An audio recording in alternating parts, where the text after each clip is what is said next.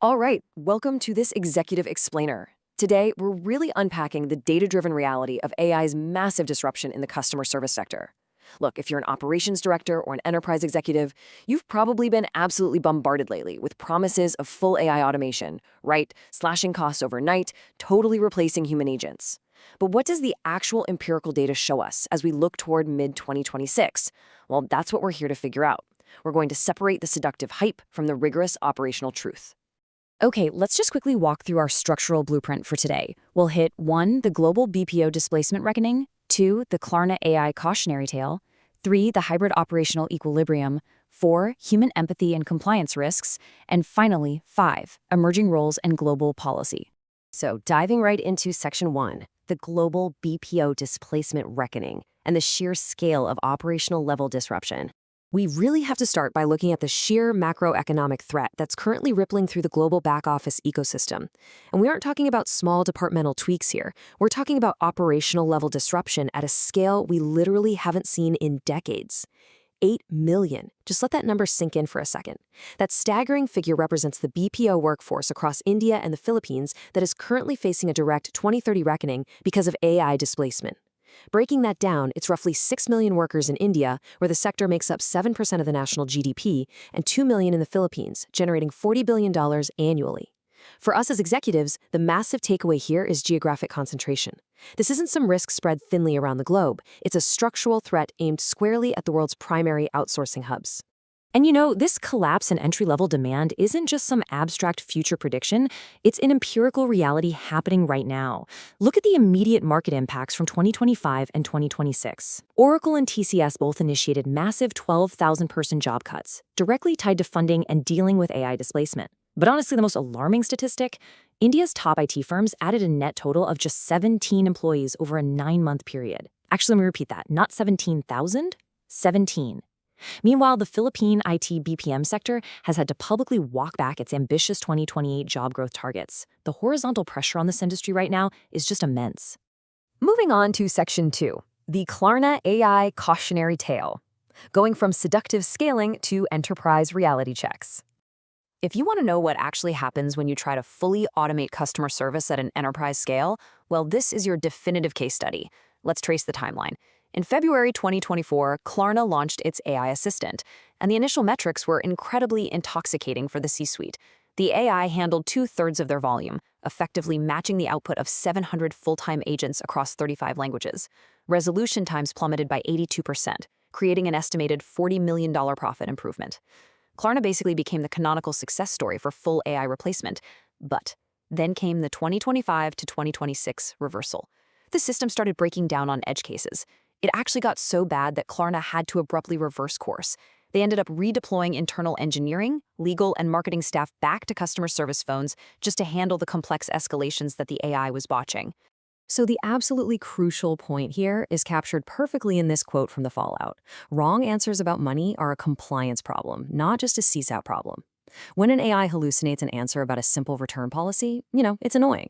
But when it starts giving confident, totally incorrect answers about financial fees, payment schedules, and hardship terms, it crosses a very dangerous line from a bad customer satisfaction score to severe legal and brand reputation liability. Let's look a little closer at the drivers of this reversal. Full AI substitution failed at an enterprise scale because the system just couldn't reliably handle the complex, emotionally charged 25 to 35% of interactions. Customer satisfaction plummeted on those complex cases. Plus, as executives, it's vital to realize that Klarna's initial 40 million saved headline wasn't from firing 700 existing employees. It was cost avoidance. They avoided hiring 700 additional outsourced agents during a growth phase. Ultimately, the whole Klarna situation proved that while AI is incredibly fast, it absolutely cannot be left entirely unattended in a highly regulated environment. Okay, Section 3, the hybrid operational equilibrium, the definitive path forward for enterprise executives. The operational reality that emerged from Klarna's failure requires us to contrast BPO with other sectors. In fields like software engineering or law, we see what's called cohort bifurcation. That's where junior-level staff are displaced, but senior staff are augmented and made faster by AI tools. But as the Klarna case proved, the BPO sector is facing operational scale displacement. This is a workforce-wide, horizontal pressure affecting entry-level and experienced agents simultaneously, and it's completely concentrated in specific geographic hubs. As leaders, you really need to recognize that your customer service workforce strategy has to be fundamentally different from your IT developer strategy. So mapping out an actionable solution gives us a structured three-tier hybrid model that perfectly balances massive efficiency with human-in-the-loop safety. Tier 1 is entirely AI autonomous, literally zero human involvement. It tackles routine tasks like password resets and absorbs roughly 80% of the total query volume. Tier 2 is AI-augmented humans. Here, agents are heavily using machine learning tools, which helps them achieve an incredible 85 to 92% first contact resolution rate. And finally, Tier 3 is human-only. This tier is strictly reserved for fraud, hardship cases, and highly emotional disputes where maximum human empathy and judgment are both legally and ethically required. And if we look at how this builds your ROI, industry data actually proves that autonomous chatbots are successfully managing roughly 2/3, or 67.5%, of routine inquiries. The remaining 32.5% represent those critical escalations we just talked about.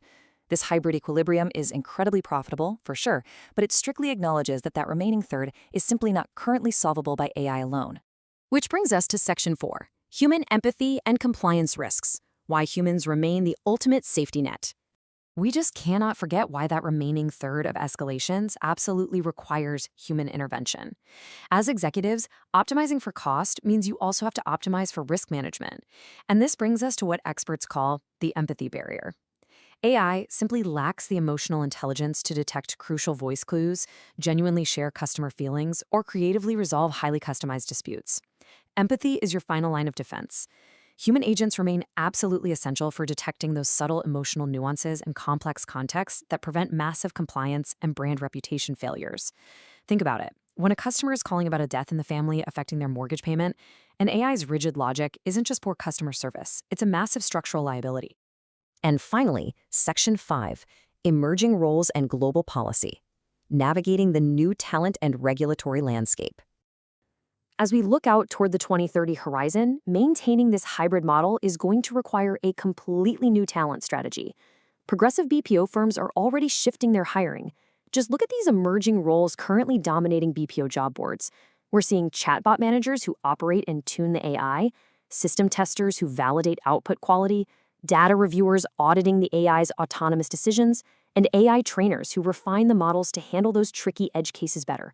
The agents of the future aren't just answering phones anymore. They are actively governing and managing the AI systems.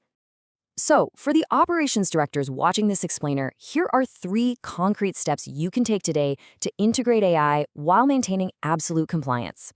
Step 1. Deploy AI exclusively for those high-volume, low-risk Tier 1 tasks. Step 2. Equip your remaining human agents with machine learning tools to supercharge their first contact resolution rates in Tier 2. And Step 3. Strictly and ruthlessly isolate complex, compliance, financial, and empathy-driven cases for human review in Tier 3.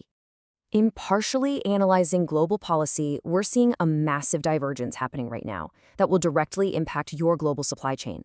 Over in the West, regulations like the EU AI Act are set to classify customer emotion AI as high risk by August 2026, which is going to create heavy compliance costs for automated systems. Meanwhile, in the East, anticipating this massive operational scale displacement, countries like the Philippines are proactively exploring heavy industry and semiconductor manufacturing as alternative employment for the millions of BPO workers they expect to be displaced. So, as you optimize for cost and efficiency moving forward, I want to leave you with this final thought to bring back to the boardroom.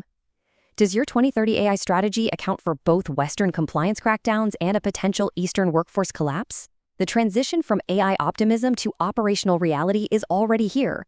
Are you truly prepared for the global realities of this transition? Thank you so much for joining me on this explainer. Until next time, keep analyzing, keep learning, and stay focused.